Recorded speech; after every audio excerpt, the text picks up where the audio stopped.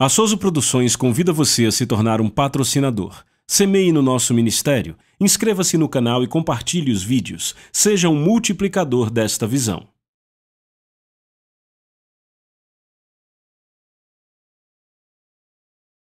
Os versículos usados nos vídeos que traduzimos nem sempre correspondem a versões em português. Muitas vezes precisamos traduzir do original em inglês para fazerem sentido no contexto do vídeo.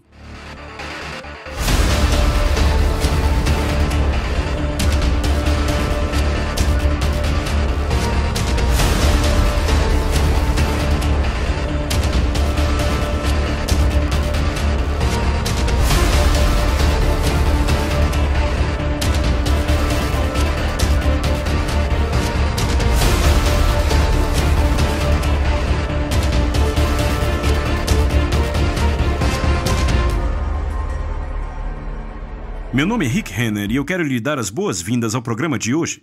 Hoje começaremos uma nova série chamada O que a Bíblia diz sobre batalha espiritual. É muito importante entendermos o que a Bíblia diz sobre batalha espiritual, e não há lugar melhor para estudarmos isso do que Efésios capítulo 6. Então eu quero que você pegue um caderno e algo para escrever. Também gostaria que você abrisse sua Bíblia em Efésios capítulo 6, onde vamos começar hoje no verso 10. Em Efésios capítulo 6, verso 10, o apóstolo Paulo está escrevendo à igreja de Éfeso, e ele diz: "Finalmente, meus irmãos, sejam fortes no Senhor e na força do seu poder." Então, no verso 11, ele diz: "Vistam-se com toda a armadura de Deus, para poderem ficar firmes contra as ciladas do diabo." Vamos falar de toda a armadura de Deus e como ficar firme contra as ciladas do diabo. Mas primeiro eu quero dizer como vamos conduzir esse ensino. Vamos dividi-lo em 5 partes.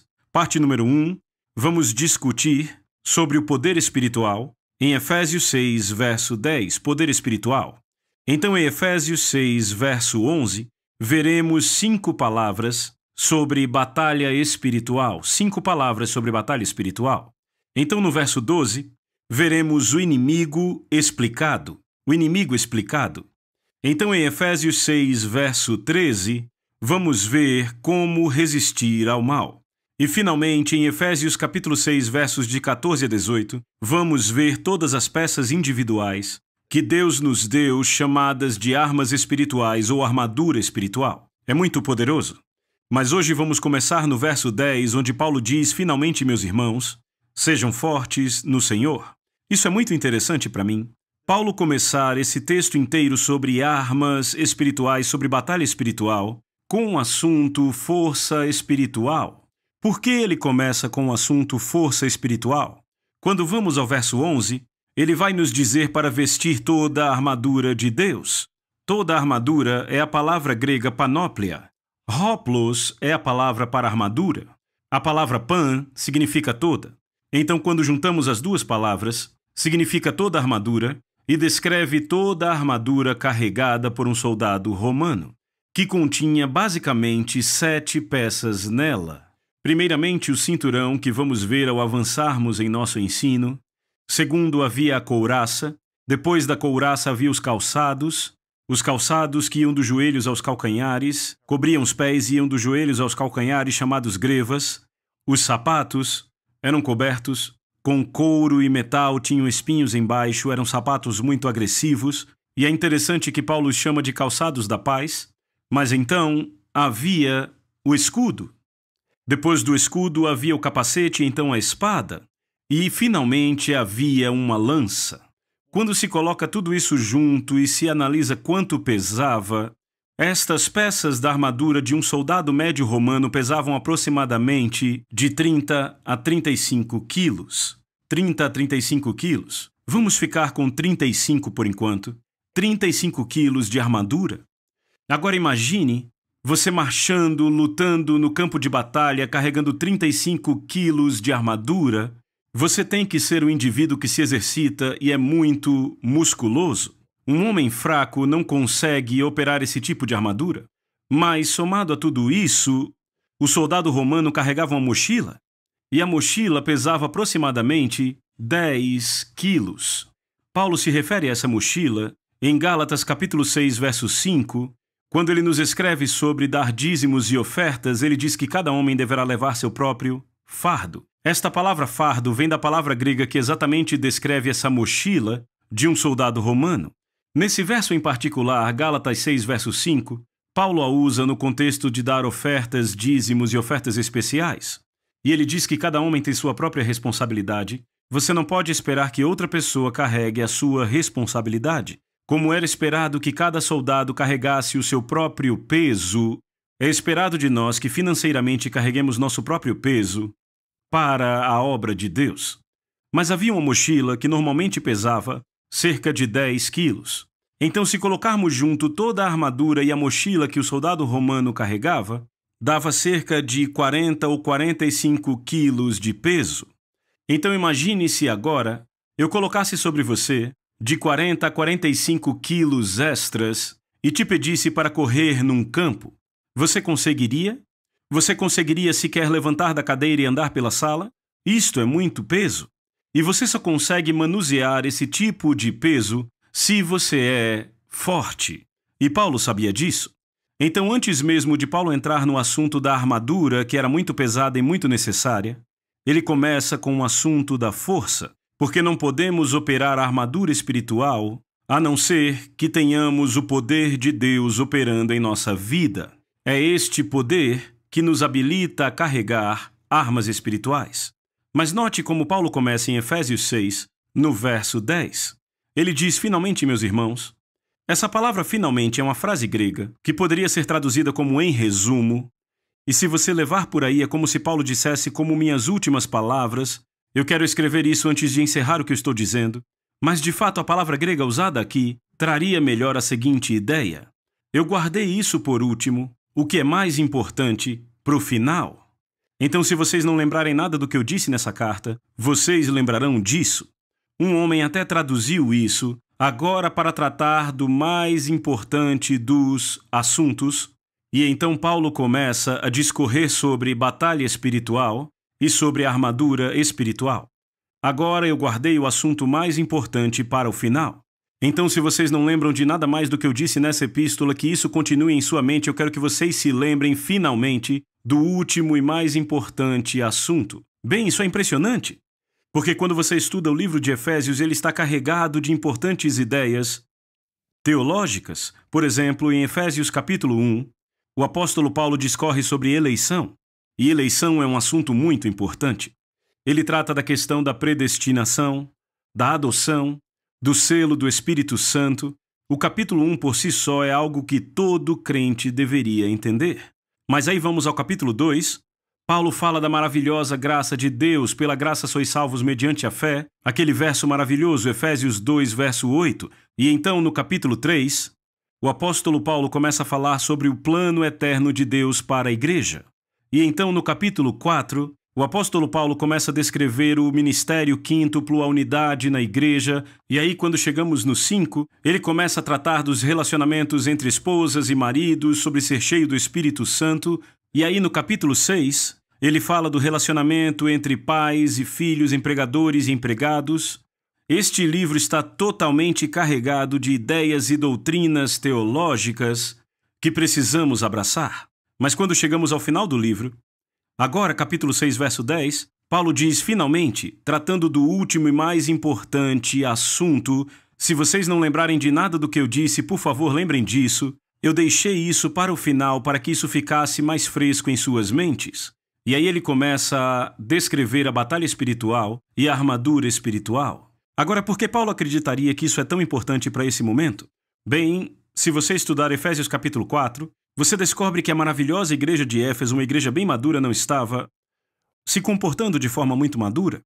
Por exemplo, vemos em Efésios capítulo 4 que estavam entristecendo o Espírito Santo, estavam dando lugar ao diabo, vemos que o diabo tinha encontrado um lugar para entrar na congregação, descobrimos que estavam cheios de amargura, maledicência, mal falar, fofocando uns dos outros, o diabo tinha encontrado uma forma de entrar na igreja. E embora suas cabeças estivessem carregadas de informações, embora entendessem da doutrina e de conceitos teológicos, em um nível prático, estavam perdendo a batalha. O diabo tinha encontrado acesso à igreja. Então agora é quase como se Paulo dissesse, nesse momento, para vocês nesse tempo, este pode ser o assunto mais importante acima de todos: batalha espiritual e armadura espiritual, exercer autoridade sobre o diabo. Então Paulo diz, finalmente, meus irmãos, e então ele diz, sejam fortes no Senhor e na força do seu poder. Paulo fala de ser forte e depois ele fala de se revestir, que é a palavra enduo usada muitas vezes na literatura grega.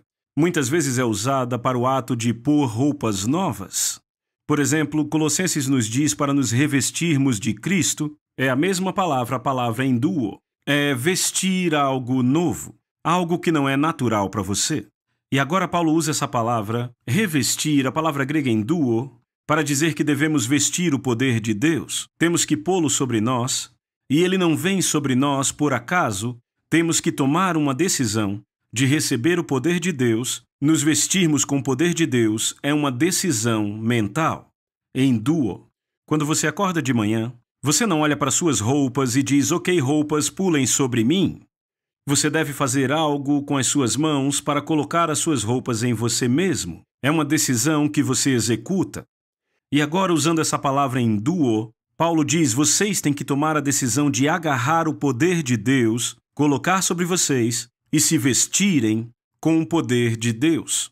Além disso, essa palavra enduo, traduzida como revestivos, também é traduzida desta forma, sejam revestidos, em Lucas 24, verso 49.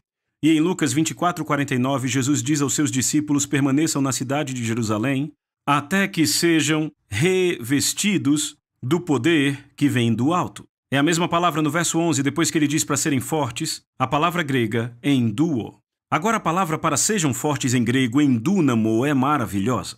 É um composto de duas palavras. A palavra base aqui é a palavra dunamis. E a palavra dunamis é uma velha palavra grega que descrevia a força completa de um exército. A força completa de um exército. Ela descreve o poder completo de forças militares.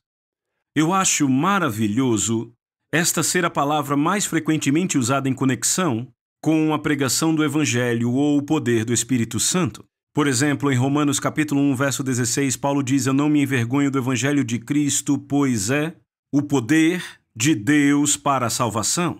A palavra poder é esta palavra, a palavra dunamis. Significa que quando você crê no Evangelho, ele libera o poder de Deus na sua vida.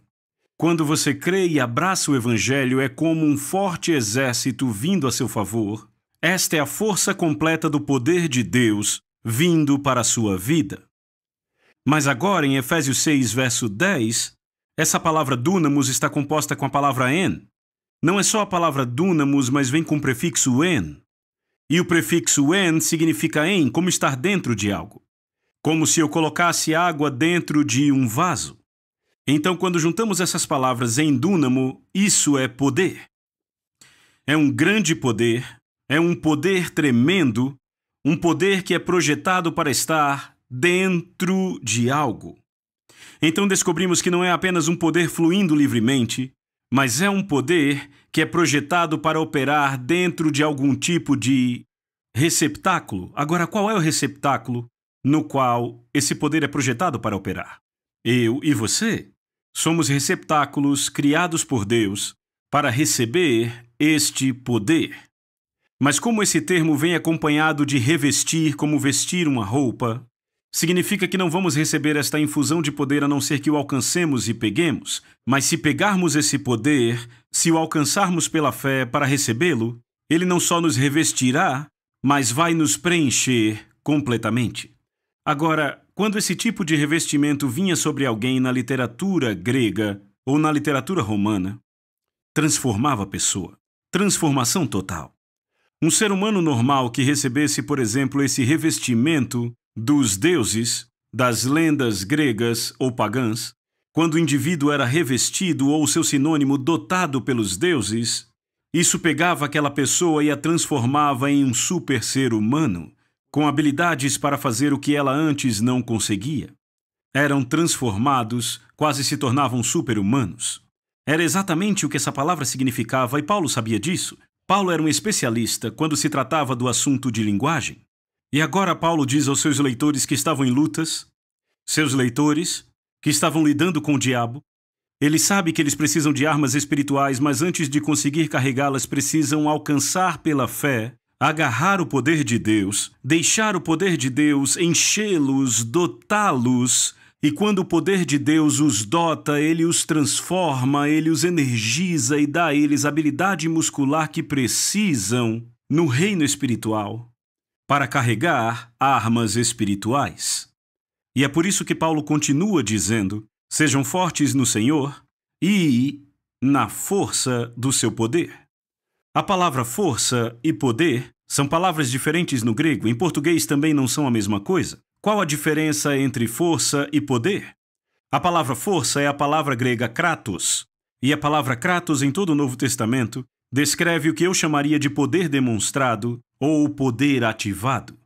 Não é só um poder que você teologicamente crê ou tem um assentimento mental por ele, ou que você imagina, mas kratos é um poder real, é um poder visível, é um poder demonstrado ou ativado. Pode-se ver esse tipo de poder. Esse é o poder por trás de sinais e maravilhas. É o poder por trás dos milagres. Este foi o poder da ressurreição. Não foi apenas um poder teórico. Se você estivesse lá no dia da ressurreição, ele foi ativado, ele foi demonstrado. Você o teria sentido, você teria visto esse poder em operação. Esta é a palavra força, a palavra grega kratos. E ao usar essa palavra, Paulo nos diz que quando recebemos a infusão da força divina, quando recebemos sobre nós o poder de Deus e somos cheios dele, ele imediatamente nos transforma de forma que conseguimos operar em um nível de habilidade sobrenatural, poder sobrenatural. Ele nos transforma e agora conseguimos o que antes não conseguíamos, e esse poder é literalmente demonstrado ou visível em nossas vidas. Muitas vezes é por isso que quando pessoas recebem o batismo no Espírito Santo são cheias de poder, imediatamente podem demonstrá-lo em sinais e maravilhas. Esta é uma tendência natural quando você é preenchido por esse tipo de poder divino. Mas por que esta experiência nos conecta com tal poder? Bem, Paulo continua dizendo: sejam fortes no Senhor e na força do seu poder. Notem que é o poder dele. A palavra seu se refere a Deus e está se referindo ao poder de Deus. A palavra poder é a palavra grega ischus, e a palavra ischus pode ser traduzida por poder, mas de fato passa a imagem de um homem muito musculoso, um fisiculturista. Aí temos um atleta profissional que trabalhou seus músculos e agora ele está literalmente estourando de músculos. O seu corpo está enorme, seus braços definidos com músculos. Ele é um homem muito, muito poderoso. E Paulo agora usa essa palavra para descrever Deus. Sejam fortes no Senhor e no poder do seu poder. Bem, Paulo está detalhando a aparência de Deus espiritualmente. Eu digo que se pudéssemos ver a Deus, o chamaríamos de Mister Universo. Ninguém tem a capacidade muscular de poder espiritual que Deus tem. Deus é mais poderoso que qualquer outro. E quando você põe tudo isso junto em Efésios 6:10, Paulo está ensinando que quando recebemos a infusão de poder, quando alcançamos pela fé, agarramos esse poder e somos dotados dele, isso nos muda, nos equipa e então podemos fazer o que antes não conseguíamos, e a razão pela qual ele nos muda e nos capacita a fazer o sobrenatural é porque o poder de Deus nos conecta espiritualmente à mão direita de Deus. De forma que quando nós, seres humanos, oramos em nome de Jesus, Deus flexiona seus músculos e, bam, poder é liberado através de nós. O poder de Deus nos conecta à habilidade muscular espiritual de Deus. Se você precisa de uma dose fresca desse poder, não precisa se humilhar e implorar, só precisa alcançar, pegar e vestir isso, como se estivesse pondo uma roupa nova. Está aí, disponível para você nesse momento. Agora veja o verso 11. No verso 11 ele continua a dizer: vistam-se de toda a armadura de Deus, vistam-se. É a palavra grega que falamos em duo, que acompanha o sejam fortes, do verso 10. No verso 10 é dito sejam fortes, e no verso 11 temos vistam-se. Lembram do que eu disse? A palavra grega enduo se refere a vestir uma roupa. E eis o que acontece. Quando recebemos o poder de Deus, essa infusão, ele nos atinge, e quando o poder de Deus nos atinge, ele começa a nos vestir.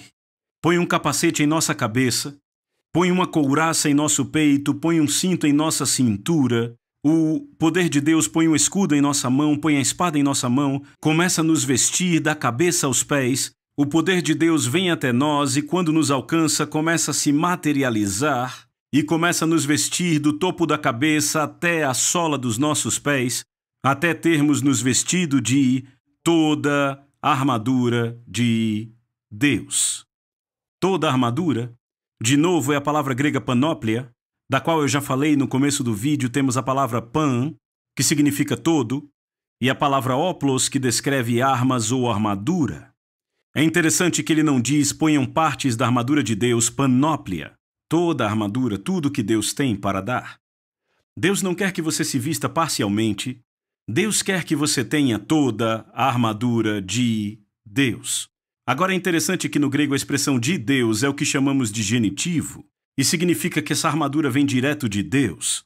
Contanto que você ande no poder de Deus, você será vestido com essa armadura que vem de Deus. É uma armadura divina, tem o poder divino, e você a usa, contanto que você ande no poder, porque é o poder que te veste e te preenche. O dia em que você para de andar no poder de Deus é o dia que você se afasta do seu armorial. Ele começa a cair de você quando você cessa de andar no poder de Deus. Mas enquanto você anda no relacionamento com Deus, enquanto você anda no poder de Deus, esse poder continuamente te veste. Agora, algumas pessoas acordam de manhã e dizem: vou colocar os meus sapatos da paz, vou pôr a minha couraça da justiça, empunhar meu escudo da fé, e fazem todos aqueles movimentos como se estivessem vestindo uma armadura espiritual. Nada de errado com isso.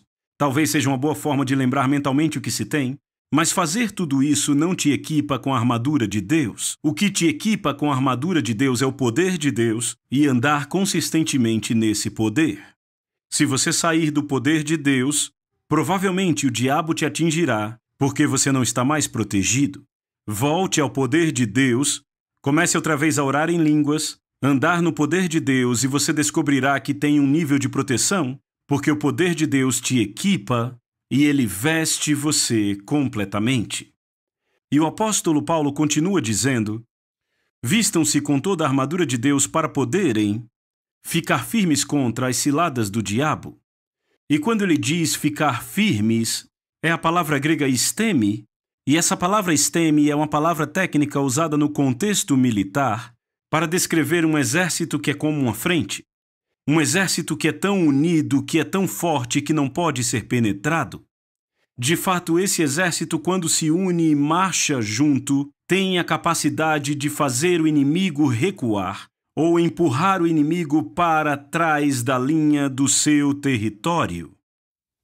Então, se o inimigo tentou invadir sua vida pela doença, ou se está tentando invadir sua vida num problema conjugal, ou de alguma outra forma, há tantas formas com as quais o diabo tenta achar uma entrada em nossas vidas.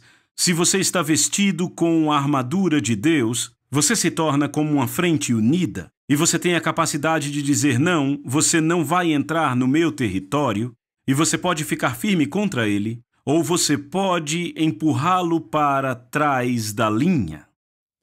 Mas Paulo continua nesse verso dizendo: vistam-se com toda a armadura de Deus para poderem ficar firmes contra as ciladas do diabo. Esta palavra ciladas é a palavra grega methodos. Esta palavra methodos pode ser traduzida como ciladas, como está em muitas versões da Bíblia, mas methodos, você já sabe, se parece com métodos. Ela descreve os métodos, ou algumas traduções mais novas podem usar a palavra estratégias ou os planos do diabo. E aqui Paulo diz que o diabo não é casual naquilo que ele faz, é deliberado. Ele desenvolve um método, uma estratégia para nos atacar. Mas quando nos equipamos com toda a armadura de Deus, Não importa o que o diabo planejou ou que estratégia montou contra nós, nos tornamos como uma frente unida, uma força poderosa capacitada pelo poder de Deus para que consigamos empurrar o inimigo de volta para trás da linha. E é disso que vamos falar no nosso próximo vídeo, mas foi um bom começo para essa série. E quando voltarmos, a gente vai ver as 5 palavras sobre batalha espiritual em Efésios 6, verso 11. Encerramos por aqui hoje, mas antes, eu quero te lembrar que Eclesiastes 8, verso 4, diz que onde a palavra de um rei está, aí há poder. Permita que Deus libere este poder na sua vida hoje. Eu vejo você no próximo vídeo.